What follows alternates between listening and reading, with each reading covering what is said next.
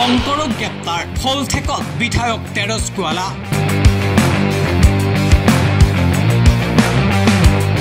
ৰাজনৈতিক অভিসন্ধিৰ বলি হল নেকি শংকৰজ্যোতি বৰুৱা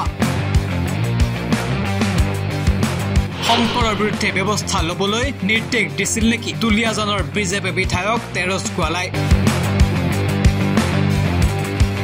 সামাজিক মাধ্যমত বিধায়ক গোৱালাৰ বিৰুদ্ধে খুব ৰাইটাৰ আৰু তাৰ পাছতে স্পষ্টীকৰণ তেৰছ গোৱালাৰ মই ডিসিএসপিক ব্যৱস্থা লবলৈ কৈছিলো ডিব্ৰুগড় ডিসি আৰু এসপিক বিষয়টো জনাইছিলো আৰু তেওঁলোকে এইমতে কাম কৰিছে কিন্তু এই ঘটনাৰ সৈতে মই জড়িত নহয় গতিকে এইবিলাকত কোনো জড়িত নহয় আসুৰ প্ৰাক্তন সাধাৰণ সম্পাদক শংকৰজ্যোতি বৰুৱা গ্ৰেপ্তাৰৰ প্ৰসংগত ৰাজ্যজুৰি ব্যাপক প্ৰতিক্ৰিয়াৰ সৃষ্টি হৈছে ডিব্ৰুগড় আৰক্ষীক হেণ্ডকাপ লগোৱাক লৈ খুদ মুখ্যমন্ত্ৰীও নাৰাজ ডিব্ৰুগড় আৰক্ষীৰ ওপৰত তাৰ মাজতে চৰ্চা লৈ আহিছে বিধায়ক তেৰছ গোৱালাৰ প্ৰসংগ ৰাজনৈতিক অভিসন্ধিৰ বলি হল নেকি শংকৰজ্যোতি এই প্ৰশ্ন উত্থাপিত হৈছে ৰাজ্যজুৰি তেৰছ গোৱালাৰ বাবে শংকৰজ্যোতি গ্ৰেপ্তাৰ কৰা হল নেকি এই প্ৰশ্ন উত্থাপন হৈছে সামাজিক মাধ্যমত আৰু লগে লগে স্পষ্টীকৰণ দুলিয়াজানৰ বিধায়ক তেৰছ গোৱালাৰ মতে তেওঁ হেনো পূৰ্বে গম পোৱা নাছিল ঘটনাত জড়িত আছে ছাত্ৰ সংগঠনৰ নেতা কিন্তু ডিসিএসপিক ব্যৱস্থা লবলৈ কৈছিল তেৰছ গোৱালাই আৰু এই ঘটনাৰ সৈতে বিধায়কগৰাকী কোনো কাৰণতে জড়িত নহয় বুলি সংবাদ মাধ্যমৰ আগত এই মন্তব্য তেৰছ গোৱালাৰ কি কৈছিল বিধায়ক গোৱালাই শুনক এই মন্তব্য 17 তাৰিখে দুলিয়াজান টাউনত থকা বিএন সিং যেটো পেট্ৰল পাম্প তাত এক অনাকাংক্ষিত ঘটনা হৈছিল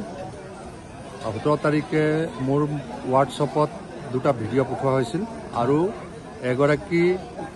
ছোৱালী কোন আমি মই নাজানো কান্দি কান্দি কৈছিল আমাক বচাওক আৰু ভিডিঅ'টো দেখাৰ লগে লগে মই সুধিছোঁ কি হ'ল তেওঁ কৈছে নাই আমাক বচাওক আৰু আমাক প্ৰটেকশ্যন লাগে তেতিয়াহ'লে মই একো গম নাপালোঁ ভিডিঅ'টো অলপ দেৰি চোৱাৰ পিছত দেখিলোঁ যে তাত বহুকেইটা ল'ৰা তাৰ চেম্বাৰত সোমাইছে আৰু তাত এটা অনাকাংক্ষিত পৰিৱেশ সৃষ্টি কৰিছে তাত মাৰ পিট হৈছে তাত ব্লিডিং হৈছে ভিডিঅ'ত ইতিমধ্যে আহিছে তাৰ মানুহ মাৰিছে আৰু এই কথাটো গম পোৱাৰ লগে লগেই মই পুলিচ প্ৰশাসনক জনাইছোঁ যে এনেকৈ এটা ঘটনা হৈছে ইমিডিয়েট এটা ব্যৱস্থা ল'ব লাগে আৰু এই সূত্ৰে আমি পৰৱৰ্তী সময়ত গম পালোঁ যে তাত প্ৰায় 20-25 জনীয়া এটা টীম আহিছিলে আৰু তেওঁলোকৰ কি কথা আছে মই এতিয়ালৈকে নাজানো আৰু এইকাৰণে মই পুলিচ প্ৰশাসনক যোনেই নহওক ইমিডিয়েট পৰিস্থিতি কণ্ট্ৰল কৰিব লাগে পুলিচে তেওঁৰ মতে ব্যৱস্থা গ্ৰহণ কৰিছে আৰু মই ডিব্ৰুগড় ডিসি আৰু এসপিক বিষয়টো জনাইছিলোঁ আৰু তেওঁলোকে এইমতে কাম কৰিছে এতিয়া কথাটো হ'ল শংকৰজ্যোতি বৰুৱা সদৌ ছাত্ৰ সন্থাৰ সাধাৰণ সম্পাদক আছিল বৰ্তমান প্ৰাক্তন সাধাৰণ সম্পাদক বুলি আমি জানো তেওঁ উঠি অহা প্ৰজন্মৰ এগৰাকী খুব সামাজিকভাৱে কাম কৰি থকা এগৰাকী ব্যক্তি কিন্তু কথাটো হ'ল যে তেওঁ হেণ্ডকাপ লগোৱালৈ মোৰ বিৰুদ্ধে যিটো অভিযোগ আছে মই কোন মোৰ কথা মতে আইন নচলে মোৰ কথা মতে প্ৰশাসন নচলে মই জনপ্ৰতিনিধি জনসাধাৰণৰ কথা মই শুনো আৰু জনসাধাৰণৰ কথাটো মই বিভাগক বা চৰকাৰক কম মোৰ ইমানেই দায়িত্ব আছে শেহতীয়াভাৱে প্ৰচাৰ মাধ্যমত গম পাইছোঁ বিভিন্নজনে মোকো দোষাৰোপ কৰিছে যে মই বোলে গতিকে হেণ্ডকাপ লগাব নলগাব সেইটো আইনৰ ছাত্ৰ ক'ব পাৰিব আৰু আইনজ্ঞসকলে ক'ব বা আমাৰ বিচাৰ জাজমেণ্টে জাজেসকলে ক'ব জুডিচিয়েল ব্যৱস্থাটোৱে ক'ব ইতিমধ্যে মুখ্যমন্ত্ৰীয়েও এটা ৰিকুৱেষ্ট কৰিছে বা নিৰ্দেশ দিছে যে তেওঁ হেণ্ডকাপ লগাব নালাগে কিন্তু মই ভাবোঁ যে এনে যদি কিবা ব্যৱসায় কাৰণে যদি তাত সংঘাত আছে বা অন্য কিবা কাৰণত সংঘাত আছে অসম চৰকাৰৰ প্ৰশাসন আছে এগৰাকী ডিসি আছে ডিষ্ট্ৰিক্ট কমিশ্যনাৰ আছে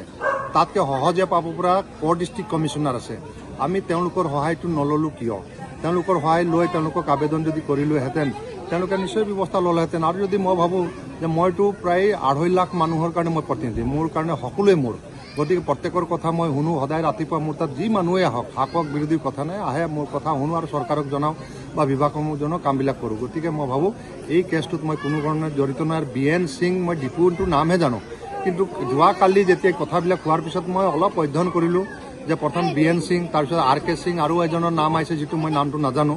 তাৰ পৰৱৰ্তী সময়ত কিবা কিবি হৈছে এইখিনি বেলেগ কথা গতিকে ব্যৱসায় সম্পৰ্কে কিবা আছে সংঘাত আছে IOCLৰ গাইডলাইন আছে কিবা আছে তেওঁলোকে সেইটো কৰক মাটিৰ কথা কৈছে অল ইণ্ডিয়াৰ মাটি কিবা এইটো মই যদি তেনেকৈ অবৈধভাৱে কোনোবা মাটি দখল কৰিছে তেওঁলোকে ডিচিৰ সহায় লওক তেওঁলোকে উচ্ছেদ কৰিব কিবা কৰিব গতিকে এইবিলাকত কোনো জড়িত নহয় কিন্তু বিধায়ক হিচাপে স্বাভাৱিকতে মই ভাবোঁ প্ৰতিগৰাকী ব্যৱসায়ী এই যিকোনো জাতি জনগোষ্ঠী ভাষা ধৰ্মৰেই নহওক তেওঁলোকক সুৰক্ষা দিয়াটো অসম চৰকাৰৰ দায়িত্ব, প্ৰশাসনৰ দায়িত্ব। প্ৰত্যেকজন ব্যৱসায়ী ইয়াত ৰাতিপুৱাৰ পৰা আধা ৰাতিলৈকে তেওঁলোকে পৰিশ্ৰম কৰে, দুবেলা দুপুঠি অৰ্জন কৰে। গতিকে তেওঁলোকে শান্তিপূৰ্ণভাৱে যাতে ব্যৱসায় কৰক আৰু ব্যৱসায় যাতে পিচফুল হয় তাৰ কাৰণে নিশ্চিত কৰাটো আমাৰো দায়িত্ব আছে। গতিকে কথাটো ইমানেই। এতিয়া গম পাইছোঁ যে শংকৰজ্যোতি বৰুৱাক গ্ৰেপ্তাৰ কৰিছে, কিন্তু মই ভাবোঁ যে শংকৰজ্যোতি বৰুৱাক যদি অকলে গ্ৰেপ্তাৰ কৰিছে, কি কাৰণে কৰিছে মই সেইটোও নাজানো, কিন্তু তাৰ লগত জড়িত থকা বুলি কৈছে। কিন্তু তাৰ লগত আৰু বহুত আমি দেখিছিলোঁ, ল'ৰাৰ এটা টিম দেখিছিলোঁ, তাত একদম আগুলি টুৱাই কথা পাতিছে। তেওঁলোকক গ্ৰেপ্তাৰ কৰিলে নাই, তেওঁলোকক আইনৰ আওতাত আনিলে নাই। মই এইকাৰণে গোটেই কথাটো যেতিয়া আজি প্ৰচাৰ মাধ্যমত দেখিছোঁ যে পুলিচৰ ওপৰতো অলপ এলিগেশ্যন আহিছে, সেইকাৰণে মই যোৱাকালিয়েই আমাৰ ডিষ্ট্ৰিক্ট ডিব্ৰুগড় ডিচিক মই টেলিফোনৰ যোগেদি জনাইছোঁ যে এই কেছটো মোক যদি এটা মেজিষ্ট্ৰেট এনকুৱাৰী লাগে। আৰু মই ইতিমধ্যে যোৱাকালি এটা চিঠি মই ডিচিক পঠিয়াইছোঁ আৰু ডিচিয়ে মোক কথা দিছে যে মই এইটো মেজিষ্ট্ৰেট এনকুৱাৰী কৰাম আৰু যোনে দুখী নহওক, মই দুখী হ'লে মোৰ ওপৰতো একশ্যন হ'ব লাগে। কাৰণ আজিৰ তাৰিখত আতংক বা অশান্তি কোনো নিবিচাৰে। মাননীয় মুখ্যমন্ত্ৰী ডক্টৰ হিমন্ত বিশ্ব শৰ্মা ডাঙৰীয়া বাৰে বাৰে কৈছে, উন্নয়ন যদি সম্ভৱ কৰিবলৈ হ'লে শান্তি লাগিবই।